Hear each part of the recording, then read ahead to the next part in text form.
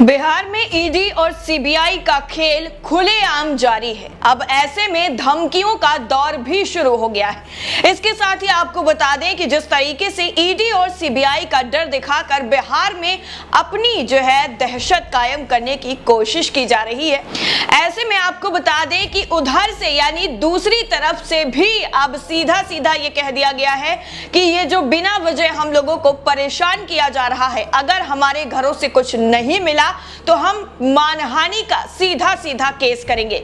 यानी बिहार में महागठबंधन की सरकार के गठन के बाद आज जिस तरीके से विधानसभा में नीतीश कुमार फ्लोर टेस्ट का सामना कर रहे हैं, वहीं दूसरी तरफ इस फ्लोर टेस्ट से पहले ही आरजेडी नेता सुनील सिंह के घर पर छापेमारी की कार्रवाई हुई।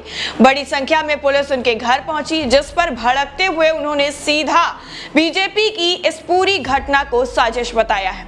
सुनील सिंह ने दावा करते हुए कहा कि बीजेपी के निर्देश पर इस कार्रवाई को अंजाम दिया जा रहा है। वहीं सुनील सिंह की पत्नी भी इस दौरान पूरी तरीके से भड़कती हुई नजर आई। सुनील सिंह की पत्नी ने कहा है कि ये बेवजह हमें परेशान कर रहे हैं, मेरे घर को बर्बाद कर रहे हैं। अगर इन्हें हमारे घर से कुछ नहीं मिला तो हम इन पर मानहानि का केस करेंगे। सुनील सिंह की पत्नी ने आगे कहा कि ये इज्जत का सवाल है, बिना सूचना दिए सीबीआई कैसे मेरे घर में घुस सकती है। मेरे पति किसी के पीछे नहीं भागते, ईमानदारी से काम करते हैं, लेकिन आज उन्हें परेशान किया जा रहा है। आपको बता दें, इस छापेमारी को लेकर लालू यादव की बेटी रोहिणी आचार्य ने कड़ी प्रतिक्रिया देते हुए पहले ही कह दिया है कि यह बलात्कारी पार्टी फ्लोर टेस्ट से पहले ही नीचता पर आ गई है, अपने पोसुआ को भेजा है डराने के लिए। वहीं आरजेडी नेता मनोज झा ने भी कहा कि ये छापेमारी एजेंसी की नहीं बल्कि बीजेपी के संगठनों की छापेमारी है।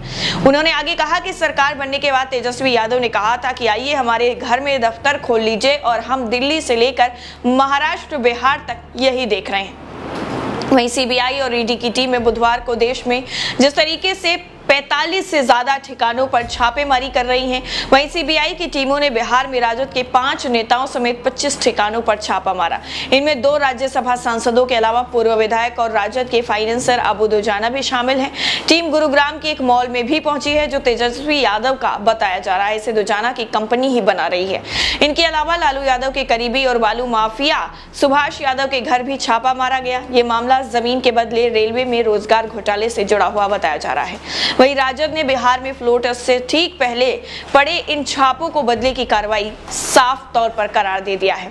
उधर ईडी ने खनन घोटाले में एक्शन लिया है। झारखंड में रांची, दिल्ली और तमिलनाडु में 17 जगहों पर ईडी की रेड जारी है। झारखंड के सीएम हेमंत सोरेन के करीबी रहे प्रेम प्रकाश के रांची स्थित ठिकानों पर ईडी ने छापेमारी की, जहां पर ईडी को वहां से 2 AK-47 बरामद हुई हैं। इसके साथ ही कारतूसें जो हैं वो भी बरामद की गई हैं। सीबीआई की टीम सुबह 8 बजे से ही अबू दोजाना, आरजेडी की राज्यसभा सांसद अशफाक करीम, राज्यसभा सांसद फैयाज अहमद और आरजेडी के कोषाध्यक्ष के साथ एमएलसी सुनील सिंह के घर पहुंची। थाने के दौरान सुनील सिंह अपने घर की बालकनी में ही नजर आए। सुनील और उनकी पत्नी ने छापों की कार्रवाई को बदले की कार्रवाई बताया।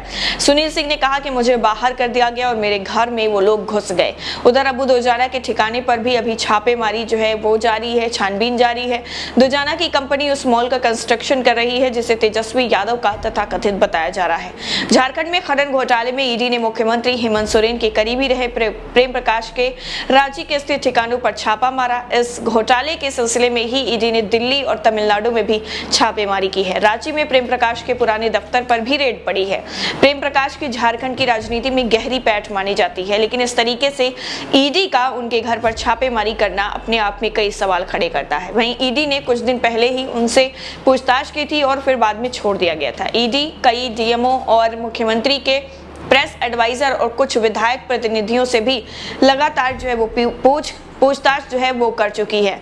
लेकिन ऐसे में जब बिहार की राजनीति से सत्ता से बाहर हो चुकी है बीजेपी, तो ईडी और सीबीआई का ये जो खेल चल रहा है, जैसा महाराष्ट्र में देखने को मिला था पहले भी, उसके बाद मध्य प्रदेश में देखने को मिला था, कई ऐसे राज्य हैं। और सीधा सीधा ये आप दिल्ली का ताज़ा तरीन उदाहरण ले सकते हैं, जिसमें ईडी और सीबीआई किस तरीके से इनका इस्तेमाल किया जा रहा है वो आप लोगों के सामने है। लेकिन यही चीज़ें जो है अब महागठबंधन की सरकार जो बिहार में चल रही है उसमें किस तरीके से फूट डालने की, तोड़ने की हर आजमाइश की जा रही है।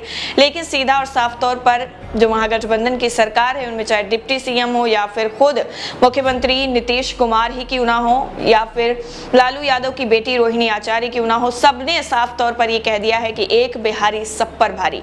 बिहारी जो है वो बिकाऊ नहीं होते हैं और बिहारियों को खरीदने की आप लोगों की कोई हैसियत नहीं है।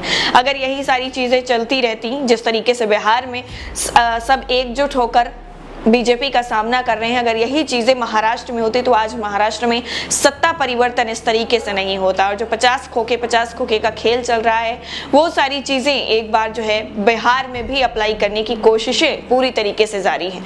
लेकिन आपको बता दें कि जैसे विधानसभा में फ्लो टेस्ट चल रहा है, अब बहुमत साबित करना है, अब ऐसे में दूसरी तरफ रेड जारी है, तो इसको लेकर भी लोग तरह तरह के सवाल खड़े कर रहे हैं और बता रहे हैं कि कैसे बीजेपी जो है ईडी और सीबीआई से डरा कर लोगों से सत्ता हाथ से खींचना जानती है। और यही खेल अब बिहार में भी चल रहा है। लेकिन फ्लो टेस्ट साबित होने के बाद जो जवाब दिया जाएगा उसका इंतजार जो है सभी लोग कर रहे हैं, क्योंकि फ्लो टेस्ट साबित होने से पहले ही डिप्टी सीएम तेजस्वी यादव की तरफ से साफ तौर पर कह दिया गया कि एक बार हमारा बहुमत साबित होने दीजिए, उसके बाद हर एक सवाल का जवाब हम विधानसभा भवन में देंगे।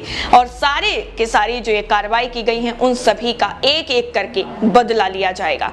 फिलहाल इस रिपोर्ट को लेकर आपकी राय क्या है, कमेंट सेक्शन में जरूर बताइएगा। बाकी नेशन 360 को सब्सक्राइब करना बिल्कुल ना भूलें। जय हिंद।